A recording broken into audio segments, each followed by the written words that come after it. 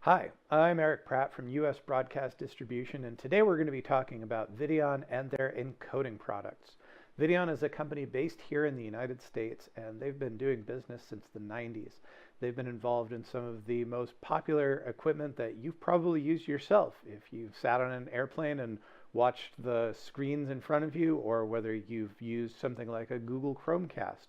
Videon has been the driving force behind some of the innovations in encoding technology in embedded systems. And they've turned that focus onto live streaming encoders. I have one of their units here. This is the Shavano. This is a 4K HEVC encoder. You can see it's really quite small.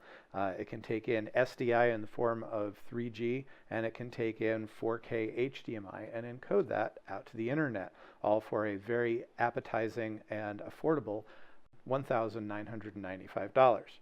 The unit can do so many other things, and it's just one of many products in their expanding stable of encoders.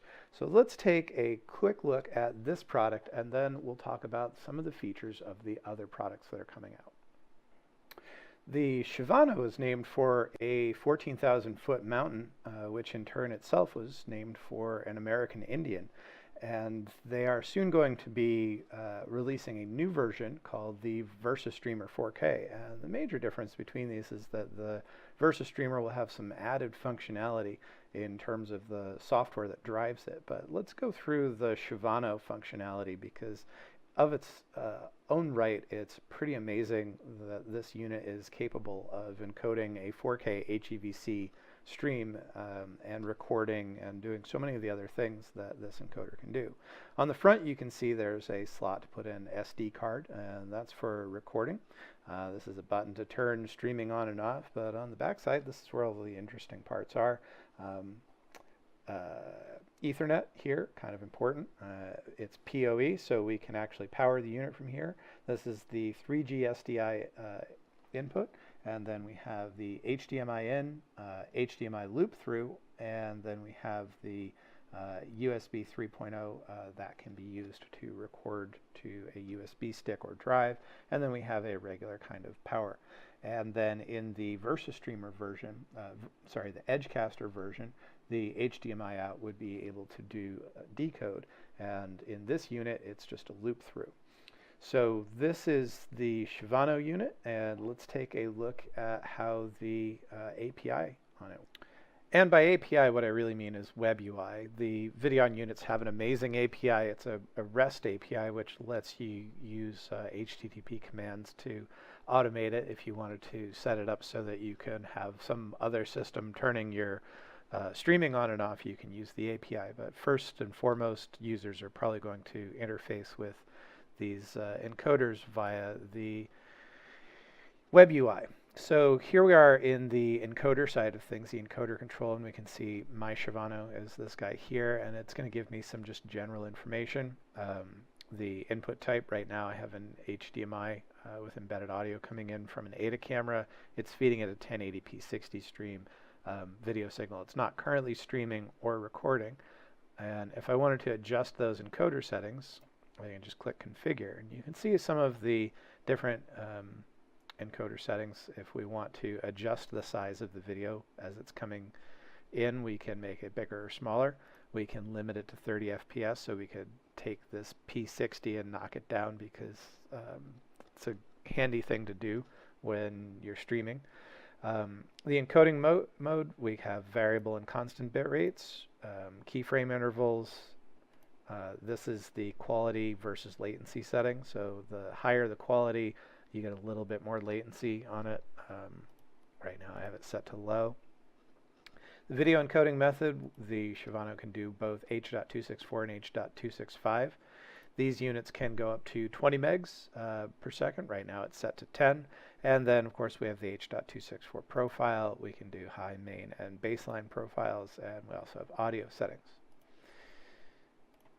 In the output settings, we have a number of different destinations that the unit can send video to. So we could do RTMP, and here we see one of the differences between the Shavano and the upcoming VersaStreamer. this is only a single channel of RTMP, whereas the new models will have 3 channels, meaning that you could stream to Facebook, YouTube, and AWS Elemental simultaneously, whereas now we're just going to be streaming to one destination. HLS is a HTTP streaming method, and the nice thing about this is that we don't need a decoder in a lot of cases to use this streaming method. This is great for in-house streaming if you want to stream to different devices like cell phones, tablets, smart TVs. There's a number of different applications for that. And then there's Multicast. Multicast is a great way of not occupying a lot of data or bandwidth on a single device. So Multicast is able to serve up that video stream to networks that support it.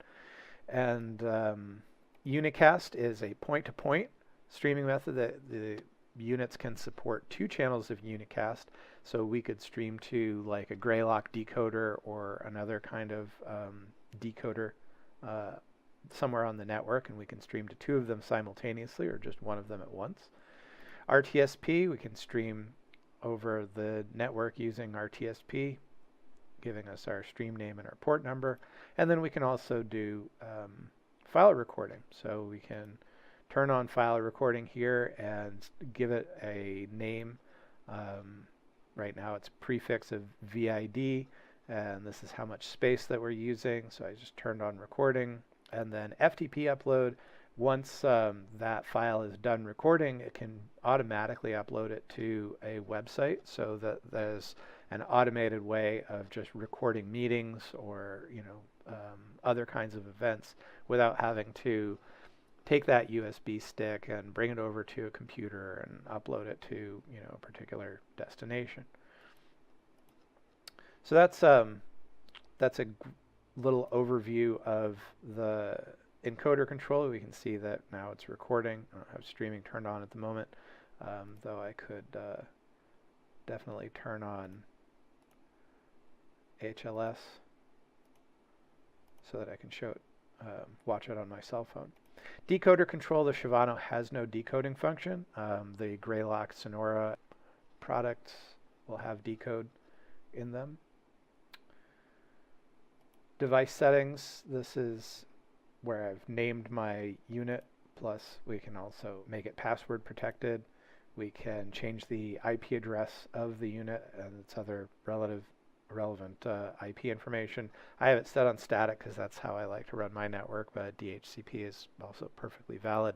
This is where we can do a firmware update, check for updates. I'm up to the latest. We can also reboot the unit if it's doing something funky, and then download debug information if we have questions about how we're connecting to our CDN. So that is a little bit of an overview of how we can operate the unit using the web UI and some of the features that that brings out in the Videon encoders. If you do live production, then chances are you're involved in live streaming. And if you're doing live streaming, then you need to be familiar with Videon's encoders. They've got all the features that you need in order to stream over an intranet or up to the cloud. If you have any further questions, please check them out at Videon.